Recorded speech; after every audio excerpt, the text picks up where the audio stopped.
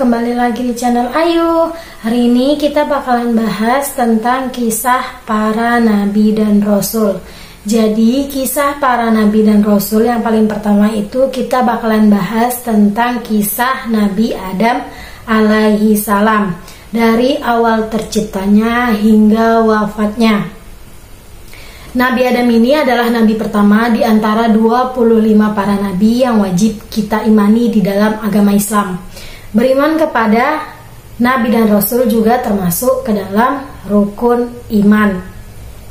Sebelumnya Ayu bakalan jelasin di sini apa yang Ayu ceritakan dan Ayu jabarkan ini sebenarnya Ayu dapatkan dari internet. Jadi kalau kalian buka internet dan kalian search atau kalian cari tentang kisah Nabi Adam, itu langsung ada semuanya. Dan ini Ayu rangkum, nggak hanya dari satu situs aja yang nulis, tapi ada beberapa.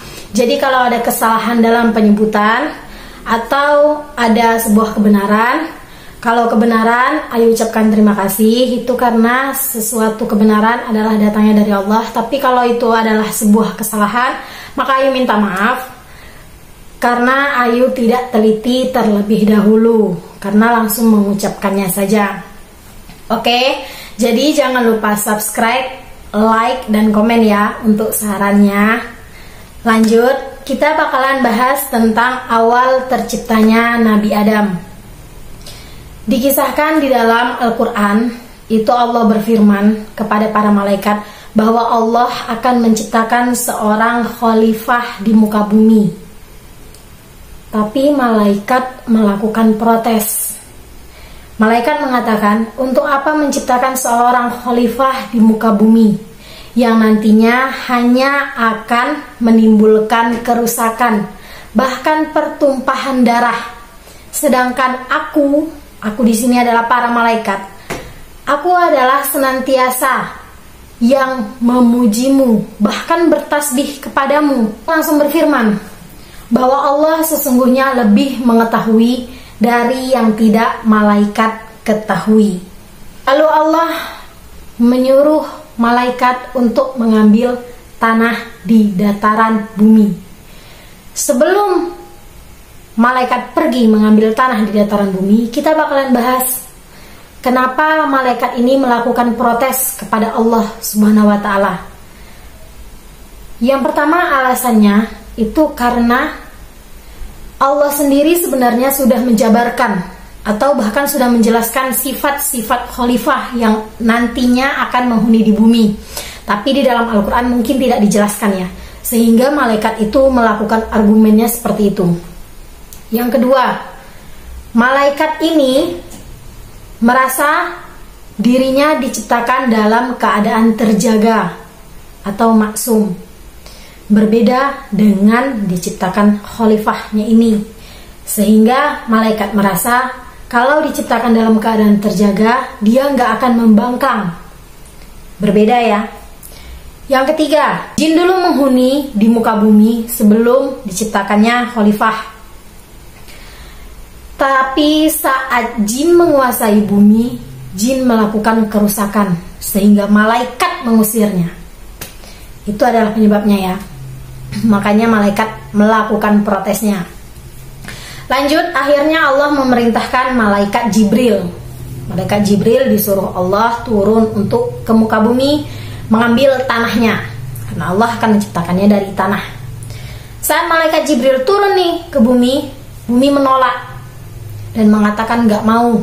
Aku nggak mau memberikan tanahku untuk diciptakan sesosok makhluk.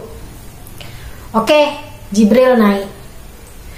Yang kedua adalah malaikat Mikail.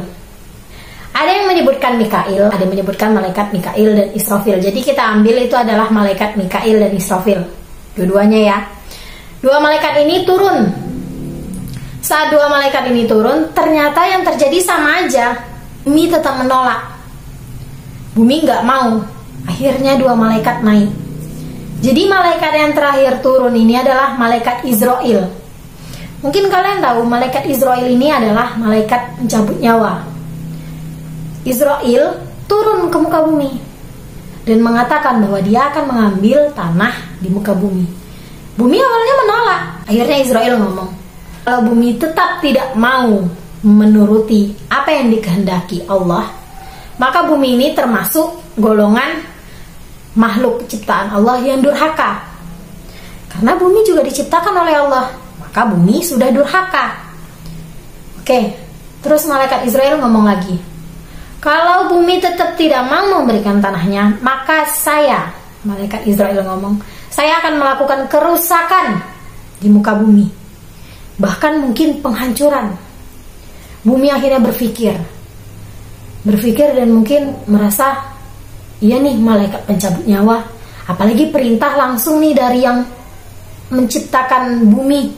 Oke, diberikannya tanahnya. Ada yang bilang malaikat Israel ini bukan hanya mengambil warna tanah hitam saja, tapi ada warna hitam, warna putih, beraneka ragam warna lah. Terus ada tanah yang keras, ada tanah yang lembut, sehingga itu yang menyebabkan anak keturunan cucu Adam itu beraneka ragam jenis warna kulit, bahkan sifatnya juga ya. Oke, Allah menciptakan makhluk ini atau sesosok khalifah ini di hari Jumat setelah asar di dataran bumi. Diciptakan Allah dari tanah, tapi ada juga yang menjelaskan bahwa bukan hanya dari tanah saja, tapi dari tanah, air, bahkan dari lumpur yang sangat bau. Tanah itu digabung dengan air sehingga mengakibatkan tanahnya lengket, jadi kayak tanah liat gitu. Dan itu dibentuk sama Allah lalu dikeringkan kayak tembikar gitu. Jadi dibiarkan gitu. Jadi pas tengah mengering, Allah lalu meniupkan ruh. Dan yang terjadi setelah ditiupkan ruh itu, yang akan Nabi Adam lakukan adalah bersin dan mengucapkan Alhamdulillah, yang artinya adalah segala puji bagi Allah. Lalu Allah menjawab, Yarhamukallah. Jadi terciptalah sesosok khalifah yang kita kenal dengan Nabi Adam atau nenek moyang para manusia.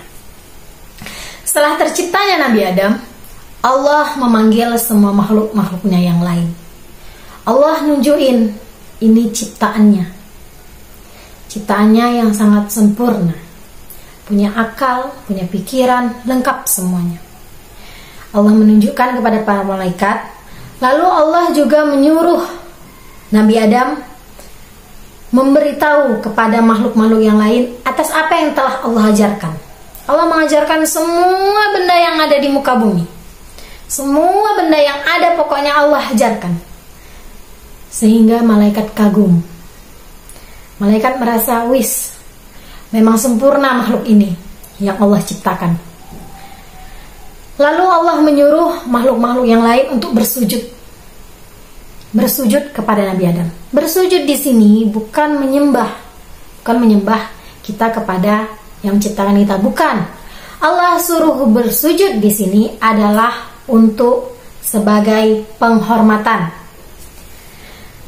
Malaikat langsung bersujud. Malaikat benar-benar makhluk yang sangat taat. Dia langsung bersujud. Tetapi ada makhluk yang tidak mau bersujud. Siapa dia? Dialah iblis. Iblis benar-benar nggak mau bersujud karena iblis merasa dari penciptaan atau dasar penciptaannya saja sudah berbeda. Iblis diciptakan dari api, sedangkan Nabi Adam ini diciptakan dari tanah. Jadi dia ngerasa dia lebih terhormat daripada Nabi Adam yang hanya dari tanah. Bahkan lumpur yang berbau, gak maulah dia bersujud. Allah murka. Lalu Allah mengutuk dan mengusirnya dari surga. Allah berfirman bahwa iblis setelah hari kiamat akan kekal di dalam neraka. Oke. Iblis ini bukannya malah minta maaf loh, malah oke, nggak apa-apa. Tapi dia punya satu permintaan. Tangguhkanlah umurku atau usiaku ya Allah hingga hari kiamat nanti juga. Jadi dia mau umurnya sampai hari kiamat tuh tetap abadi juga. Karena dia bakalan setelah hari kiamat itu bakalan tinggal di neraka kan. Oke, Allah kabulkan, iya. Dan dia iblis juga bersumpah bahwa dia bakalan menggoda anak cucu Adam dan keturunannya untuk menjadi temannya di neraka nanti. Oke, pergilah iblis dari surga. Setelah iblis pergi dari surga, Adam tinggal di dalam surga. Saat Adam ini diciptakan, Allah sudah mengatakan bahwa Adam ini adalah sesosok nabi. Dan Adam bertanya, kalau dia sesosok nabi, siapakah nabi-nabi setelahnya yang memiliki umur yang pendek? Lalu Allah menjawab, dia adalah Nabi Daud. Berapa usianya ya Allah? Allah menjawab, usianya adalah 60 tahun. Nabi Adam merasa umurnya sedikit sekali. Lalu dia memberikan, aku berikan umurku 40 tahun ya Allah untuk Nabi Daud. Karena banyak riwayat tuh yang mengatakan bahwa Nabi Adam ini berumur panjang hingga 1000 tahun. Jadi mungkin 40 tahun bagi dia waktu diserahkan kepada Nabi Daud nggak ada masalah. Setelah Nabi Adam tinggal di surga, Nabi Adam itu merasa kesepian. Karena dia menikmati semuanya, tapi dia nggak punya kawan. Akhirnya dia berdoa, dia merasa sepi, dia pengen punya kawan. Allah dengar doanya dan Allah kabulkan. Saat Nabi Adam tertidur, Allah ciptakan sesosok makhluk, sesosok yang lebih cantik daripada bidadari, dan dia yang akan menemani hidup Nabi Adam hingga di akhir hayatnya. Ciptakan sesosok makhluk seperti wanita saat ini, sangat cantik. Jadi saat Nabi Adam terbangun, dia kaget dan senang karena ada sosok wanita di sampingnya. Kagetnya karena kok tiba-tiba nih. Siti Hawa itu diciptakan dari tulang rusuk Nabi Adam sebelah kiri. Posisinya Nabi Adam sedang tertidur ya. Saat Nabi Adam senang, dia pengen menghampiri dong wanita yang ada di sampingnya. Tapi Allah melarangnya. Allah berfirman, janganlah kalian mendekati pohon gandum sehingga kalian memakannya, dan itulah maharnya. Lalu Allah berfirman kembali, berikan maharnya. Lalu Nabi Adam bertanya dong, apa maharnya ya Allah? Allah berfirman, bacakan selawat atas nabiku dan kekasihku Muhammad sallallahu alaihi wasallam. Nabi Adam bingung, siapa itu Muhammad? Jadi dia bertanya, siapakah Muhammad itu ya Allah? Allah berfirman, dia adalah anak cucu dari keturunanmu dan penutup para nabi. Andai bukan karena dia, aku tidak akan menciptakan bumi ini. Jadi betapa istimewanya Nabi Muhammad. Kalau bukan karena Nabi Muhammad, maka Allah nggak akan menciptakan bumi ya. Oke, akhirnya terjadilah pernikahan. Disaksikan para malaikat, para bidadari di surga Allah. Saat mereka sudah menikah, Allah berfirman, nikmatilah yang ada di surga ini untuk Nabi Adam dan Siti Hawa. Semuanya boleh kalian lakukan dan kalian ambil, bahkan kalian makan, kecuali kalian dilarang mendekati pohon dan memakan buah dari pohon ini. Nabi Adam menjawab, iya, karena ngerasa mungkin saat itu kan cuma satu pohon aja, nggak boleh dekat sama makan. Ya udah, nggak apa. Oke, tinggal dia bersama Siti Hawa di dalam surga. Saat dia tinggal bersama, ternyata iblis datang. Iblis menggoda. Iblis mengatakan, kita ini adalah teman. kita ini adalah partner. Dan kita adalah sama-sama makhluk yang diciptakan oleh Allah. Ayo kamu, saya dekatkan ke pohon yang dilarang itu. Nabi Adam gak mau dong. Pohon itu adalah pohon khuldi. Padahal Allah ini gak menyebut nama pohonnya.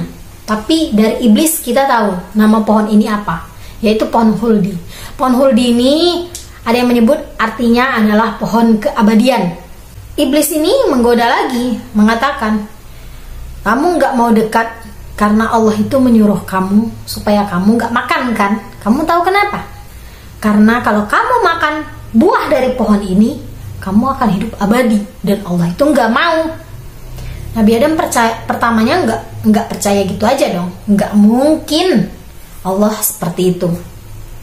Tapi iblis ini nggak putus asa, terus merayu, terus bilang, teruslah melakukan rayuan terus. Akhirnya Nabi Adam tergoda. Katanya nih, Siti Hawa yang pertama mengajak Nabi Adam untuk mendekati pohon itu. Ayo kita dekati pohon itu.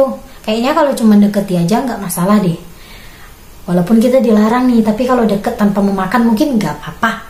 Oke, datang mereka. Iblis seneng dong, seneng. Karena satu langkahnya udah berhasil, walaupun belum dimakan. Selanjutnya, saat mereka dekat, akhirnya mereka penasaran. Mereka makan. Untuk yang makan pertamanya itu tidak dijelaskan, tapi kemungkinan besar yang mencoba pertama adalah Nabi Adam. Saat mereka berdua makan, yang terjadi adalah aurat mereka kebuka. Seperti baju yang kita pakai ini tiba-tiba turun kebuka gitu semuanya. Bingung dong, bingung, benar-benar bingung. Nabi Adam lari ke pohon satu, mengambil daun untuk nutupin tubuhnya ini. Dia malu karena tiba-tiba auratnya kebuka, telanjang ibaratnya. Oke, dia lari ke sana, lari ke sini. Dia nangis. Mereka menyesal, menangis atas apa yang udah dilakukan. Iblis makin seneng karena Nabi Adam udah melanggar apa yang diperintahkan oleh Allah. Allah lalu berfirman dan menyindirnya.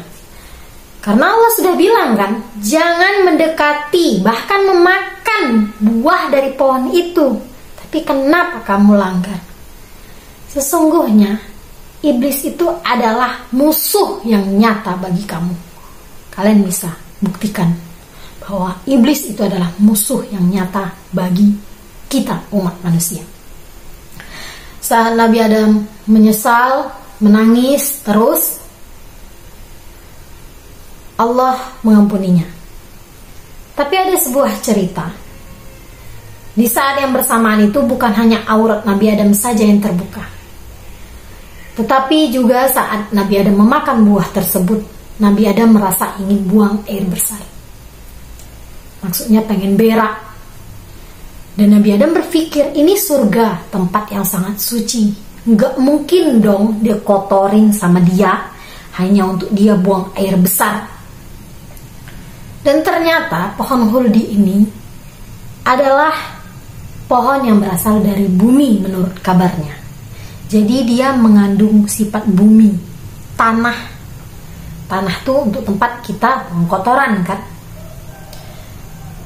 Jadi pohon khuldi adalah pohon yang benar-benar cobaan. Tapi sebenarnya Allah udah mengetahui nih apa yang akan terjadi. Karena sesungguhnya Nabi Adam memang gak akan untuk tinggal di surga selamanya. Karena Nabi Adam diciptakan untuk di muka bumi. Tapi jalannya seperti itu. Saat Nabi Adam dimaafkan, Allah tetap memberi hukuman untuk Nabi Adam dan Siti Hawa turun ke bumi, menjadi khalifah pertama yang menghuni di bumi. Dan saat Nabi Adam itu diturunkan dan Siti Hawa, tempat mereka turun itu nggak sama. Dan di bumi itu masih kosong, nggak ada orang lain lagi. Menurut kabarnya, Nabi Adam itu diturunkan pada puncak Bukit Sri Pada di Sri Lanka. Ada yang bilang juga di Hindustan, ada yang bilang juga di India. Sedangkan kalau untuk Siti Hawa itu jelas, karena rata-rata orang menyebutkan itu Siti Hawa itu diturunkan di Jeddah. Jeddah itu di Arab Saudi. Karena kata Jeddah itu artinya adalah nenek, yang artinya nenek moyang kita. Oke, akhirnya Nabi Adam sampai di bumi tetap menangis, menyesal, walaupun Allah telah memaafkannya. Dia benar-benar bertobat. Dan kabarnya itu selama 300 tahun dia bersujud. Dia bersujud loh. Kita bersujud aja 5 menit aja kadang itu ngerasa lama banget. Dia 300 tahun. 300 tahun bersujud. Hingga Allah memaafkannya. Benar-benar diterima tobatnya Nabi Adam itu. Karena 300 tahun. Akhirnya Nabi Adam mencari Siti Hawa kemana? Dan mereka bertemu di Padang Arafah, tepatnya di Bukit Jabal Rahmah, yaitu Bukit Kasih Sayang. Kabarnya di situ mereka bertemu. Mereka bertemu karena mereka bingung untuk makan apa, untuk hidup gimana. Allah menurunkan hewan ternak. Allah kan sudah mengajarkan nih apa yang akan Adam lakukan. Allah ajarkan, dan Adam ini orang yang benar-benar pintar, jadi cepat nangkep apa yang Allah firmankan. Dia bangun rumah, dia pakai kulit binatang untuk sebagai penutup aurat, karena dulu nggak punya pakaian kan, jadi kulit binatang aja dipakainya. Dia bisa memerah susu hewan, dia berkebun, dia tahu semua cara untuk hidup di dunia ini. Sampai akhirnya sebuah keajaiban terjadi. Siti Hawa hamil. Hamilnya itu sama seperti kita sekarang, yaitu 9 bulan 10 hari. Hal yang pertama, saat Siti Hawa itu hamil, Siti Hawa bingung. Karena ada sesosok makhluk lain kan di dalam perutnya itu, bergerak-gerak. Dia nggak ngerti itu apa pertamanya, karena itu hamil pertamanya. Lagian nggak ada dokter saat itu, nggak ada lagi manusia lain. Dia bingung.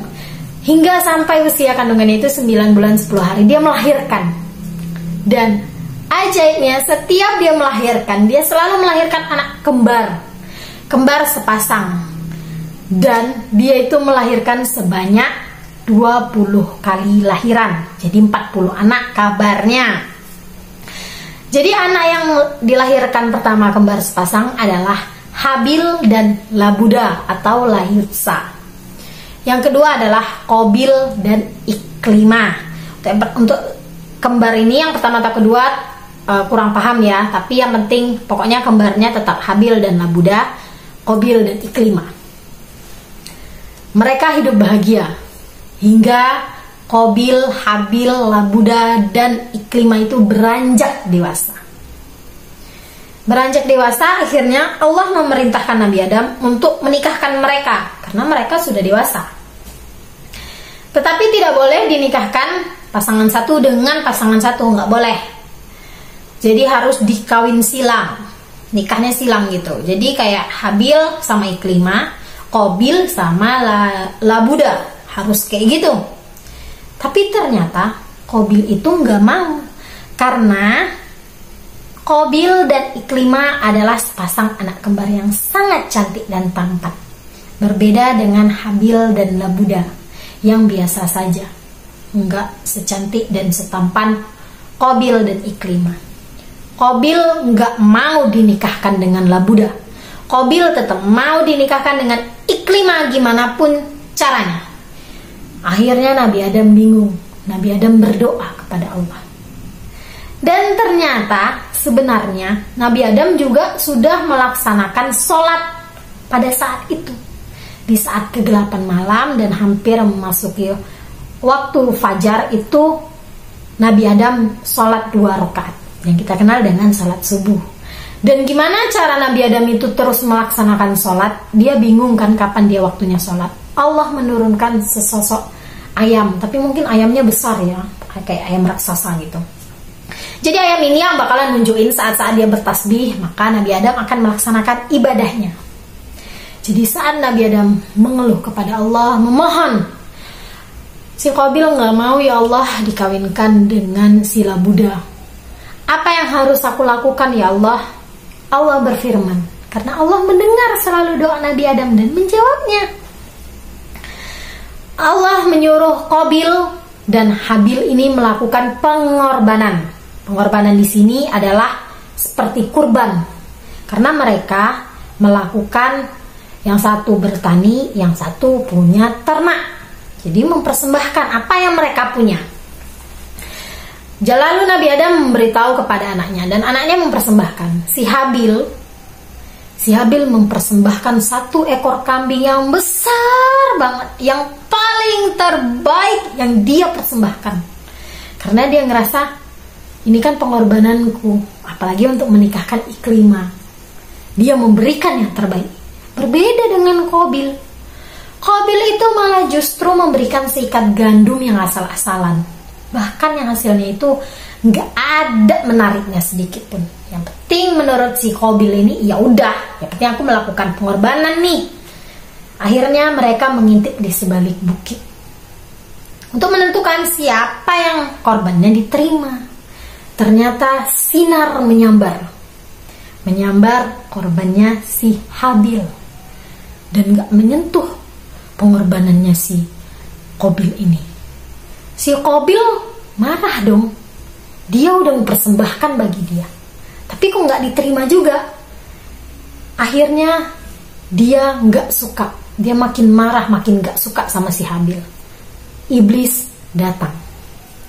Iblis membisiki si Qabil dan merayunya untuk membunuh si Habil.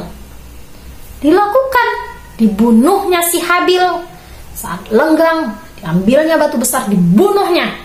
Tapi si Habil tidak melakukan perlawanan. Si Habil diam aja, dibunuh saudaranya. Matilah atau meninggallah si Habil ini. Apa yang dilakukan si Qabil? Ternyata si Qabil bingung saat si Habil meninggal. Lalu si Qabil mengangkat jenazah si Habil, membawanya ke pantai, ke laut gitu, ke laut. Tapi apa yang terjadi? Ternyata laut nggak menerima. Air laut tuh menghempas-hempaskan airnya. Hingga jenazah si Habil lari lagi ke pinggir pantai. Bingung dong. Bingung si Qabil, apa yang harus aku lakukan? Dibawanya lagi ke tempat tadi. Allah menunjukkan kuasanya. Allah turunkan 2 ekor burung. Burung ini berkelahi. Nggak tahu burung ini datang dari mana kan? Berkelahi. Matilah satu burung ini. Burung yang hidup mematuk tanah, seperti kita bikin atau gali kuburan nih sekarang, matuk tanah. Dan dimasukkannya burung yang mati itu ke dalam tanah tersebut. Itu dicontoh sama si Qabil. Dilakukannya, dikuburkannya si Habil. Setelah dikuburkannya, Nabi Adam tidak tahu.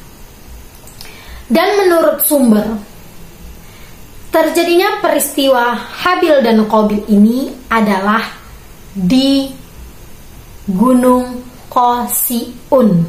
Gunung Qasiun ini berada di wilayah Damaskus.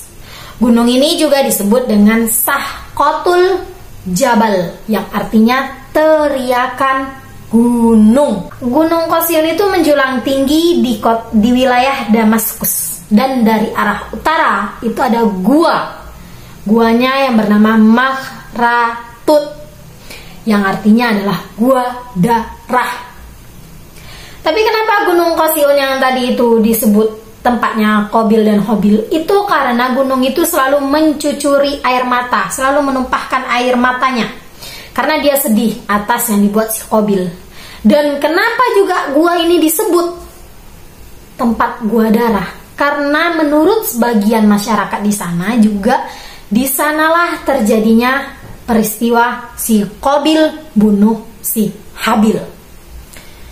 Lalu ada juga yang bilang nih, yang berpendapat bahwa di lembah Sungai Bardi itu di atasnya ada sebuah kuburan yang kira-kira panjangnya itu 15 meter, dan dipercaya oleh sebagian penduduk itu adalah makamnya si Habil.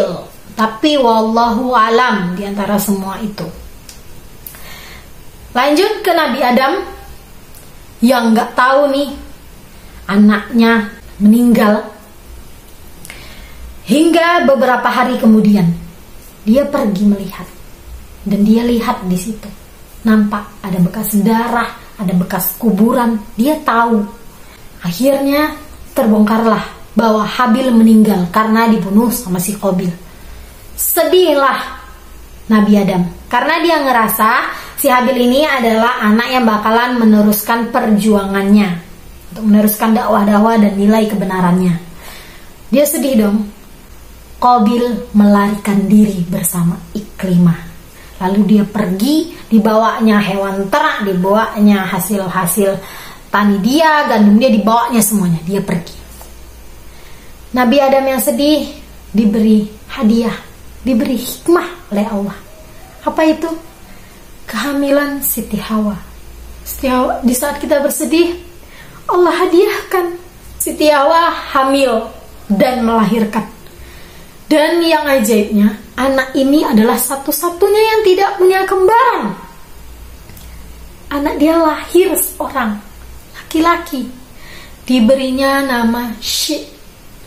Anak inilah yang konon kabarnya pengganti si Habil, yang bakalan meneruskan perjuangan Nabi Adam. Jadi anak Nabi Adam itu ramai namanya anak yang ramai. Ada kalanya anak-anak itu berantem. Dan Allah berikan Nabi Adam tongkat dari surga untuk mendidik dan mengajari anak-anaknya satu persatu. Hingga Nabi Adam beranjak tua. Hingga ada kabarnya di saat Nabi Adam itu ada umurnya yang mengatakan 957, 930, 960 bahkan 1000. Dan kita ambil di sini usia 960 tahun. Dan dia sudah sakit. Kabarnya sakitnya itu 11 hari. Sebenarnya Nabi Adam pun sudah tahu dirinya akan wafat, karena dia mengumpulkan anak-anaknya. Dia ngomong ke putra-putranya bahwa dia ingin makan buah surga. Anaknya bingung dong, buah surga? Orang itu aja gak pernah ke surga, buah yang kayak mana? Tapi anaknya gak membantah. Anaknya tetap pergi mencari, walaupun dia nggak tahu nih apa itu buah surga. Dia tetap cari keliling ke sana kemari, hingga akhirnya bertemu sesosok orang asing di tengah jalan. Orang asing ini bertanya, kalian hendak kemana wahai anak Adam?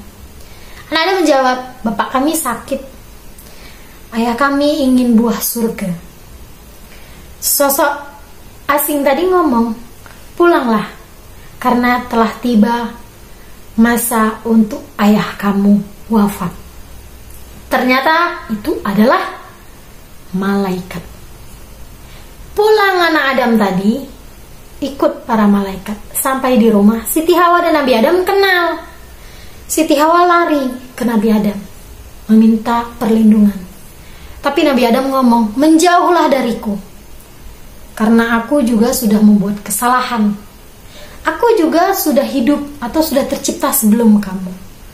Kini giliranku untuk bersama malaikat Tuhanku. Dia udah tahu nih kan, dia udah mau meninggal. Kita kalau didatangi malaikat maut belum tentu kayak gitu. Ya kan, udah pasti nih. Oke. Nabi Adam meninggal. Tapi ada sebuah cerita juga. Saat malaikat mau datang, Nabi Adam bertanya, kenapa engkau datang wahai malaikat maut atau malaikat Israel? Malaikat Israel menjawab dong, saya ingin mencabut nyawa kamu karena masa kamu sudah tiba. Dia bilang, jatah umurku itu 1000 tahun. Kenapa engkau datang di saat usiaku 960 tahun? Ternyata malaikat maut menjawab dong, kamu lupa 40 tahun sisa hidupmu itu kamu kasih ke Nabi Daud saat dia tercipta itu tadi. Akhirnya dia ingat, oh iya, ada juga yang cerita menyebutkan bahwa saat malaikat maut itu datang, malaikat maut gak mau mencabut. Dia memberi waktu untuk Nabi Adam. Kamu gak usah dicabut aja, hidup aja dulu. Tapi Nabi Adam malah ingin bertemu kepada Tuhannya. Akhirnya Nabi Adam meninggal. Disitulah malaikat memberi wangian, mengafani, menyolatkan hingga menggali kuburan. Dan malaikat mengatakan kepada anak-anak Adam, ini adalah sunnah kalian. Nah, sekarang kita lakukan, dan itu sudah terjadi di zaman Nabi Adam. Setahun setelah Nabi Adam meninggal, Siti Hawa meninggal. Kita bakalan bahas untuk makam Nabi Adam. Makam Nabi Adam sendiri itu nggak pernah tahu di mana dia berada. Kita nggak pernah tahu pasti hingga sekarang. Ada yang bilang itu di Al-Quds. Kakinya Nabi Adam itu kakinya berada di Masjid Ibrahim, sedangkan kepalanya di lembah Baitul Maqdis. Ada yang bilang di Hebron, gua di Hebron, Yerusalem. Ada yang bilang juga pada saat zaman Nabi Nuh. Zaman Nabi Nuh itu terjadi banjir bah atau banjir bandang besar. Jadi Nabi Nuh ini mengangkat jenazah Nabi Adam dan Siti Hawa ke dalam peti dan dibawanya di atas kapalnya, bahtera kapal Nabi Nuh itu. Dibawanya hingga air surut, dimakamkan jenazah mereka berdua di Baitul Maqdis. Tapi sampai sekarang nggak ada yang bisa memberikan kebenarannya. Wallahu a'lam. Yang pasti untuk makam Siti Hawa itu berada di Jeddah, Arab Saudi. Yang penting dimanapun makam Nabi Adam berada, kita harus tetap mempercayai kisah dari Nabi Adam tersebut. Oke, kita masuk ke mukjizat Nabi Adam. Mukjizat Nabi Adam itu ada 4. Yang pertama, itu adalah kecerdasan. Nabi Adam itu tahu semua yang ada di muka bumi ini. Dia tahu semua benda. Apa yang diajarkan Allah sekali, dia tahu semuanya, dia langsung tahu. Yang kedua, Nabi Adam dianugerahi putra-putri, kembar ya, maksudnya anak-anak yang kembar, kecuali Syed tadi. Dianugerahi anak-anak yang kembar, berpasang-pasangan. Yang ketiga, Nabi Adam memiliki umur yang panjang.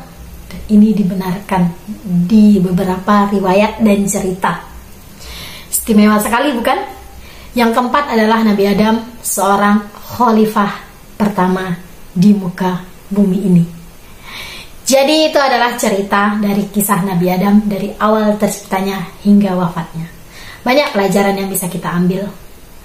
Tetapi saat terjadi pembunuhan di antara kakak beradik, maka si Qabilah yang akan menanggung dosanya karena dia sudah mencontohkannya dari zaman dahulu. Dan ada yang bilang jika kita lupa akan sesuatu, itu sudah dicontohkan juga oleh Nabi Adam. Wallahu a'lam atas semuanya.